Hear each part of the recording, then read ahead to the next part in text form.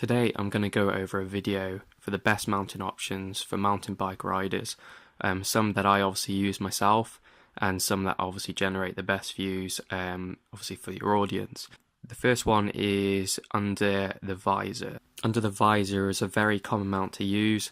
One of the ways that I have used this is by using a tripod adapter, and just use one of the sticky 3M tape mounts, cut it to the shape and literally just stuck it to the under the visor. I've also used a bit of sticky foam to stop any kind of vibration underneath it, and it's really effective, and obviously it allows the view of the rider anywhere he looks. You're basically going to catch it on the camera. You can also use this tripod adapter in any kind of location on the helmet or on the bike.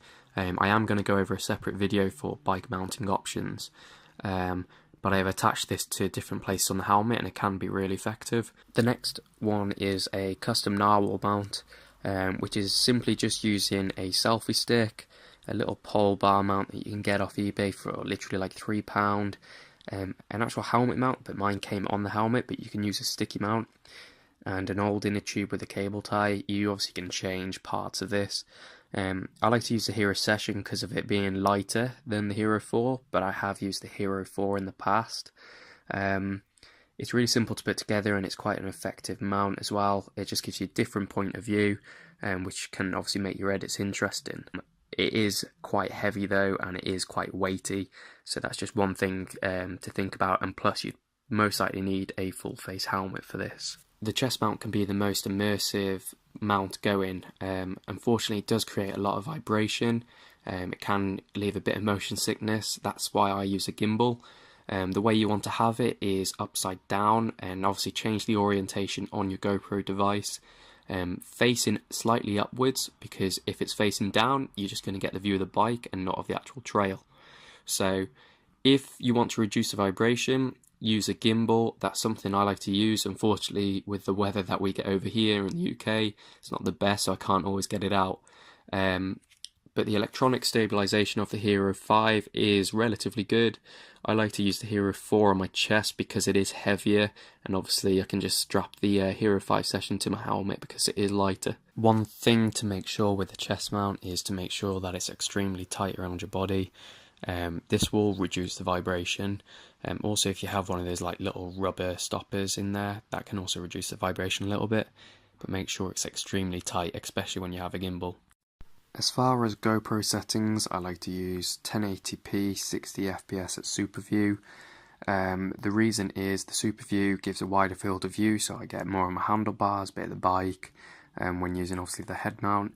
I personally prefer that look. I don't personally like the close-up look like the high resolutions give you. The next thing is that I don't have low light on. I don't have the spot meter on when it's changing light real quick. It only uses the center part of the video of the GoPro, which I don't find is very effective. I do have ProTune on, and I have it on native for the white balance. And the reason is all because of the color correction. I found that when using my GoPro, the blues come out crazy in the sky. And I use the flat GoPro color as well for the color correction.